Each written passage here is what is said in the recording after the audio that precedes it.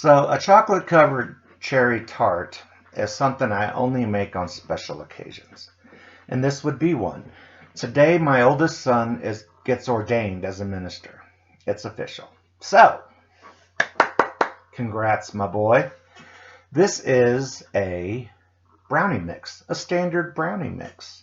And we're going to add a few things to it real quick. We're going to add a quarter cup of water, a half a cup of oil, and 3 eggs. That's it. And we're going to mix it all up. So because it's a special occasion, usually I save this for Christmas time. It's very Christmassy looking, but I asked my son, what can we bring to the reception? And he said, how about a dessert? Then he picked this one. Good call, because it is awesome.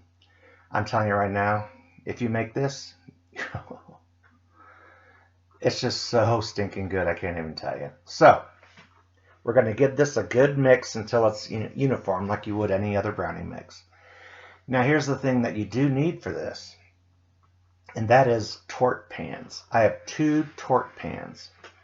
And then I cut a little parchment paper ring in the top. You can see the well, so it creates little walls around it. I'm going to spray this with the kind of not cooking spray that has flour in it.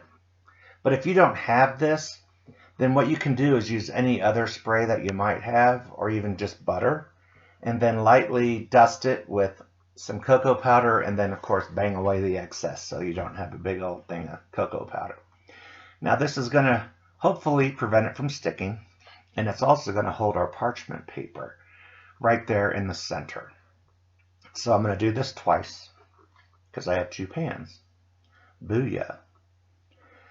It's easier. It's so easy. So easy. I can't even tell you. Now here comes the difficult part. You want to divide the dough or the batter in 2. Well, hell, how do you do that? I don't even know. I do it by eyeball it. That's how I do it. Pour a little bit in this one, pour a little bit in that one. I go back and forth until it looks even. That's the best way I can do it. And then, once you get it all out of the bowl, just take your rubber spatula there and just give it a nudge to the sides. You don't want to scrape away everything from the top, but you do just want to give it a little nudge, and it's going to go down. Look at the one on the left. It's already starting to form. Plus, as it bakes, it'll continue to fill in everywhere it needs to fill in.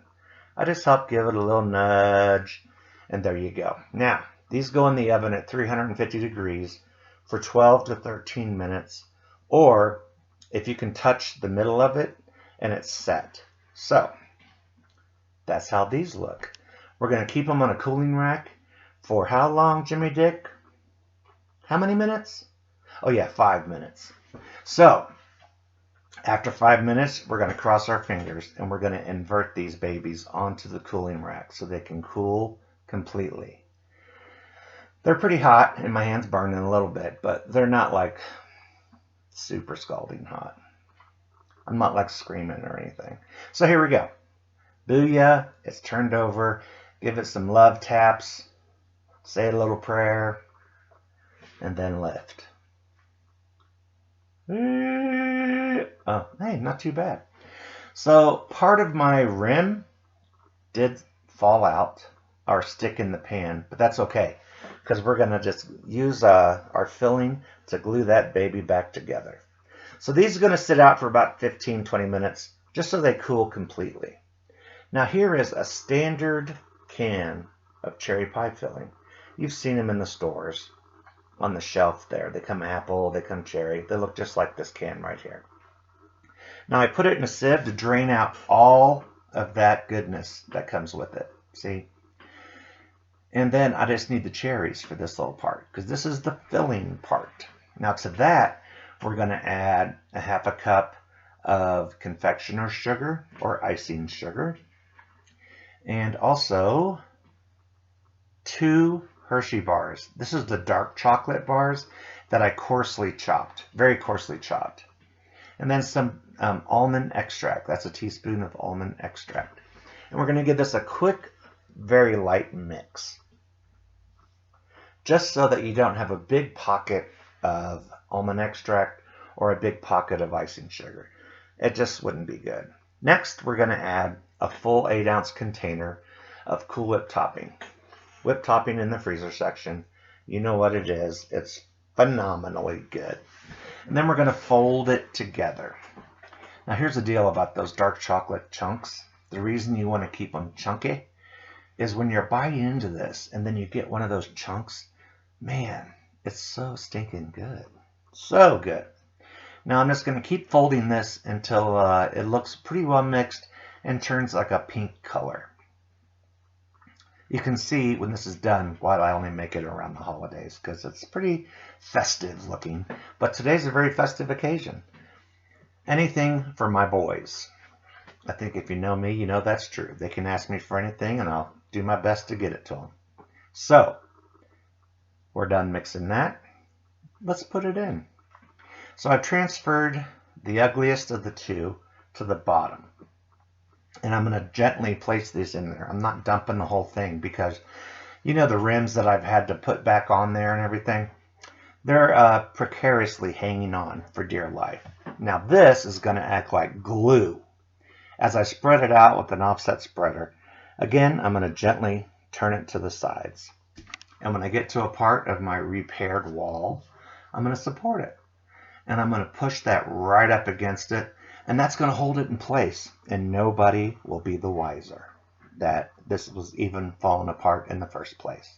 Huh? How about them apples? Pro tip. I say pro like I'm a baker, and I'm really not. Which goes to show you how easy this is. If I can do it, everyone can do it. Here's another tricky little part here. Getting that other one off the cooling rack and placing it on here. And you can see part of it fell off again. And that's okay, because we have more stuff to go on top that's going to act like a glue. You're going to see it fall. There it goes. That's still okay. Trust me.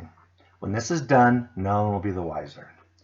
Now we're going to use another can of the cherry pie filling. This is our second can. But we're not going to drain off all of that goodness from it. Only a 1/4 cup. Now how do you get a 1/4 cup out? Well, you eyeball it. I like to lift this and give it a tap. And another. And another. And then I look every time. And then when I think it's a 1/4 cup, I'm good to go. I dump it on the top of the cake. Let's have a look. There it is. Using that same offset spreader that I cleaned, I am going to spread these cherries out, leaving a good 1/4 inch gap from the wall, because I have something else to put on here. Well, doesn't that look good? You can almost measure that. I am going to place sliced toasted almonds. They come in a bag. You can buy them in the baking section of your store. And I'm just going to do a ring of sliced almonds all the way around this bad boy. Bam. Look at this. That's magic. Booyah. Do it again. Bam. Oh, not yet. Okay, sorry. I was getting excited. Anyway, you get the picture. We're going to completely cover this just around that rim with sliced almonds. Doesn't that look good already? But we're still not done. Let's put a few in the middle there for decoration. What do you say? That looks good, right? There's more. So, let it rain sugar. This is confectioner sugar, or in Europe it's called icing sugar.